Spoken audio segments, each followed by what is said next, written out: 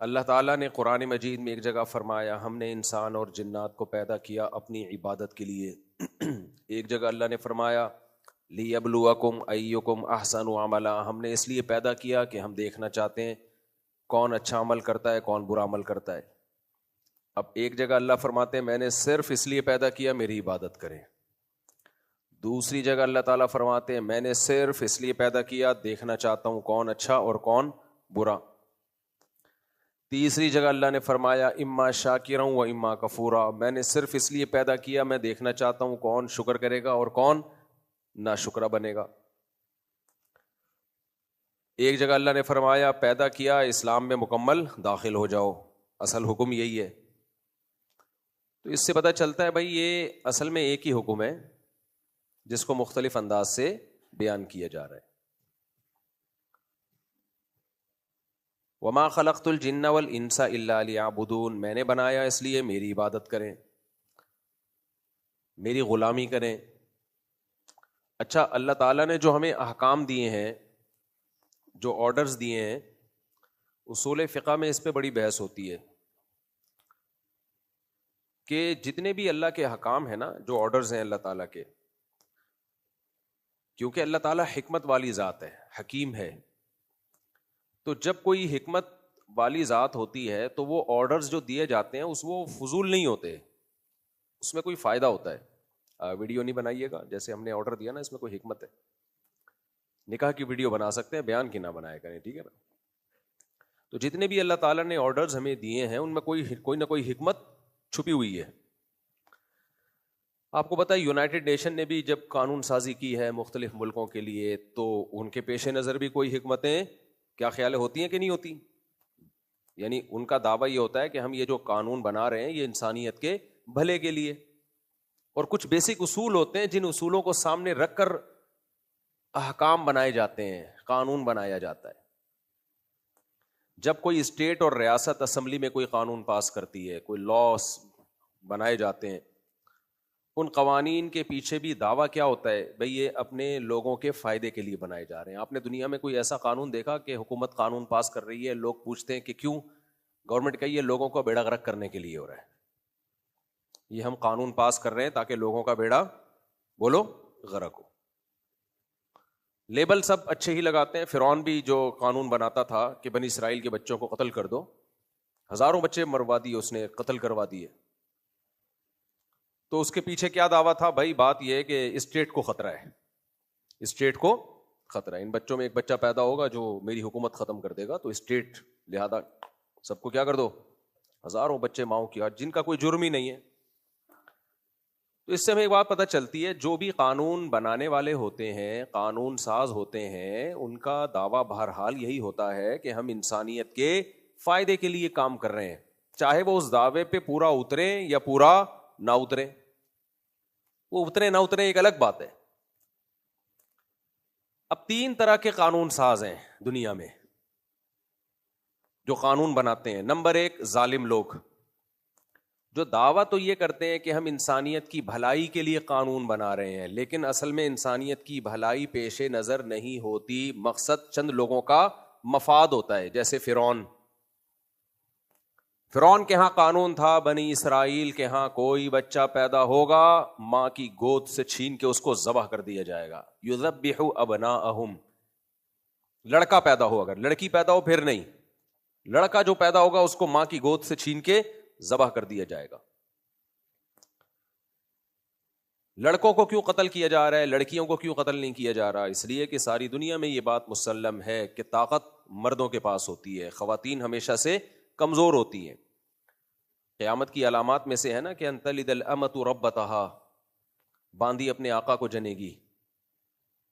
یعنی ہوتا تو ہے کہ ماں حکومت کرتی ہے نا بیٹوں پہ، الٹا ہو جائے گا کہ بیٹے حکومت کریں گے ماں پہ.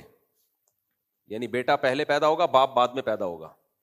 آج کل گھروں کے سربراہ باپ نہیں رہے ہیں، گھروں کے سربراہ بیٹے ہیں. باپ بیٹے کا خیال کر رہا ہوتا ہے کہ کوئی ایسی بات نہ کہہ دوں جس سے میرے بیٹے پہ کی طبیعت پہ کوئی چیز گنا نہ گزر جائے. اس لیے باپ آج کل بعد میں پیدا ہو رہے ہیں، بیٹا پہلے پیدا ہو رہا ہے، الٹا ہو گیا سیٹ اپ. تو قیامت میں ہر چیز الٹی ہونا شروع ہو جائے گی قرب قیامت میں، تبھی تو قیامت آئے گی. تو انہی الٹی ہونے میں یہ بھی ہے کہ عورت کی سربراہی. عورت کمزور ہے لیکن سربراہ کون ہوگا؟ بولو. عورت. ہیومن رائٹس کے نام پہ خواتین کو بیوقوف بنایا جائے گا. رائٹس کے تو ہم بھی قائل ہیں بھائی, عورتوں کو حقوق ملنے چاہیے جو حقوق ہیں, لیکن رائٹس کے نام پہ ہو کیا رہا ہے؟ مردوں کے حقوق چھینے جا رہے ہیں. گھر کا سربراہ کس کو بنا دیا بھائی؟ خواتین کو. مردوں کا رو بھی ختم. اس سے مرد کا تو بیڑا غرق ہوگا, عورت کا بھی بیڑا غرق ہوگا, ہو رہا ہے. تو حالانکہ طاقتور کو سربراہ بننا چاہیے نا. کوئی حکومت کمزور ہو, مجھے ایک بات بتاؤ, وہ ملک چل سکتا ہے؟ کرپٹ حکومت ہو چل سکے گا, کمزور حکومت چاہے نیک بھی ہو پھر بھی نہیں چل سکتا. پوائنٹ ٹو بی نوٹڈ ہے, یہ یاد کر لیں. ٹاپک نہیں ہے لیکن ٹاپک سے میں اب دائیں بائیں قیام طعام کے لیے ہٹتا رہتا ہوں. کمزور حکومت ہو, نیک ہو, نہیں چلے گی. کیونکہ جب حاکم کے پاس پاور ہی نہیں ہے, وہ اپنی بات جب آرڈر دے تو منوا ہی نہیں سکتا, تو ملک میں بغاوتیں اور کوئی لا اینڈ آرڈر ہوگا ملک کے اندر؟ ہر شخص حاکم وقت کی بات کو لے کے ڈسکشن کرے گا, یہ آرڈر صحیح ہے غلط ہے. تو آرڈر تو گیا, صحیح ہے نا, آرڈر گیا تیل لینے. ایک ٹک ٹاک پہ کسی نے کوئی چٹکلا بھیجا کہ وہ ماں اپنے بیٹے سے کہہ رہی ابا کہاں ہے؟ اس نے کہا ابو گئے تیل لینے. ماں نے غصہ آیا, تھپڑ لگایا, تجھے باپ کا احترام نہیں ہے. پتہ چلا وہ سرسوں کا تیل لینے گیا تھا بیچارہ, تیل لے کے آ رہا تھا. تو کہہ رہا میں بھید بھی تھوڑی کرتا, واقعی وہ تیل لینے گئے ہوئے تھے. خیر, کچھ فارغ لوگ ہیں جو ٹک ٹاک پہ یہی کام کر رہے ہیں بیٹھ کے, پتہ نہیں کہاں سے دماغ آتا ہے, چیزیں بنا رہے ہوتے ہیں بیٹھ کے. فراغت بھی اللہ کے نعمتوں میں سے ایک نعمت ہے, بشرطے کہ صحیح استعمال ہو جائے.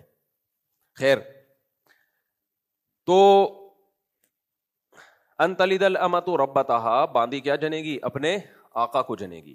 تو یہ ساری دنیا میں ہمیشہ سے ایک بات مسلم ہے کہ عورت کمزور ہے. یہ بات خواتین بھی مانتی ہیں, زبان سے اقرار نہیں کرتی. بھائی جب کمزور ہو تو حاکم طاقتور ہوتا ہے, کمزور کو حاکم بنائیں گے تو چلے گی نہیں اس کی, سوائے لڑائی جھگڑوں کے کچھ بھی حاصل نہیں ہوگا. جس گھر میں عورت کی حکومت ہے, مرد بیکار ہیں وہاں پہ, تو وہاں لڑائی جھگڑے ہوتے ہیں, وہاں کوئی فیصلہ ہی نہیں ہو پاتا. کیونکہ مرد کو اللہ نے طاقتور بنایا ہے تو اس کے دل میں احساس رہتا ہے کہ میں آدمی کس بات کا ہوں بھائی, میں اگر میری گھر میں چلنی نہیں ہے تو طلاقیں ہوں گی, گھر ٹوٹیں گے, بچے باغی ہوں گے. یہ ہو رہا ہے مارکیٹ میں. آدمی کا نالائق ہونا اتنا برا نہیں ہے جتنا کمزور ہونا برا ہے. بہت گہری بات کی ہے ہم سب کے بارے میں. ہم سب نالائق شوہر شمار ہوتے ہیں نا. نالائق ہونا مرد کا یہ بھی برا ہے, اتنا برا نہیں ہے جتنا یہ زیادہ برا ہے کہ آدمی ہو اور گھر میں اس کی چلتی نہ ہو. اس سے گھر کا بیڑا غرق. نالائق ہو کے بھی کنٹرول ہوگا نا تو گھر چل جائے گا. لائق ہو اور کنٹرول نہ ہو, ایسے لائق کا کیا کرنا ہے بھائی. بہت نیک نیک شوہروں کو جانتا ہوں, بیڑا ہی غرق کر دیا گھر کا انہوں نے. جی حضوری میں بیڑا کیا کر دیا؟ غرق کر دیا. ٹارزن نہیں بن جانا اب جا کے چنگیز خان کی طرح تلوار لے کے جا رہے, ارطغرل بن گئے. تو خیر, اور اللہ نے بعض خواتین کو بڑی عقل دی ہے. آج کل بعض خواتین اس بات کو سوشل میڈیا پہ اجاگر کر رہی ہیں کہ گھروں میں مردوں کا کنٹرول ہونا چاہیے. وہ عورت, لیکن وہ اللہ نے کھوپڑی دی ہے ان کو, وہ خود اس بات کو پروموٹ کر رہی ہیں کہ بھائی گھر میں کنٹرول کس کا ہونا چاہیے؟ آدمی کا. عورت ہو کے وہ کہہ رہی ہیں. اور میں بھی ایسی خواتین سے ملوں, بڑی لبرل قسم کی خواتین سمجھی جاتی ہیں. بعض میٹنگز میں ملاقاتیں ہوئی, جو بڑی ماڈرن خواتین سمجھی جاتی ہیں, وہ مجھے اپریشیٹ کر رہی تھی کہ یار یہ جو آپ بات کرتے ہو نا کہ گھر میں مرد کی حکومت ہونی چاہیے, 100% درست ہے. کہہ رہی ہیں جن گھروں میں مردوں کی حکومت نہ ہو, کنٹرول نہ ہو, ان گھروں کا بیڑا غرق ہوتا ہے. ہو رہا ہے یہ. خیر, ہم بھی یہاں بیٹھ کے باتیں کر رہے ہیں, گھر میں یہ بات یہاں بیٹھ کے آپس میں سب کر سکتے ہیں ایسی باتیں. خیر,